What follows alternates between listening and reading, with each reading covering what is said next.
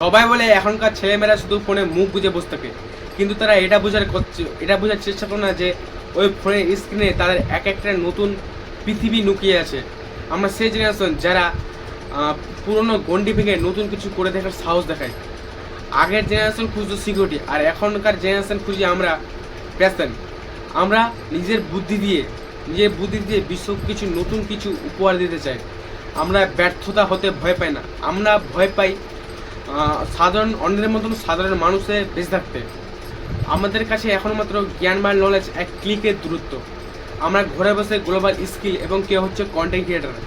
আমাদের স্বপ্নগুলো শুধু বড় নয়, আমাদের স্বপ্নগুলি হলো একটু আলাদা। আমরা আলাদা কারণ আমরা প্রথাগত নিয়মে চেয়ে নিজের যোগ্যতায় বেশি বিশ্বাস করি। আমরা শুধু স্বপ্ন দেখি না, আমরা ওই স্বপ্নকে বাস্তবতা দেওয়ার জন্যই পাগলামিও করতে জানি।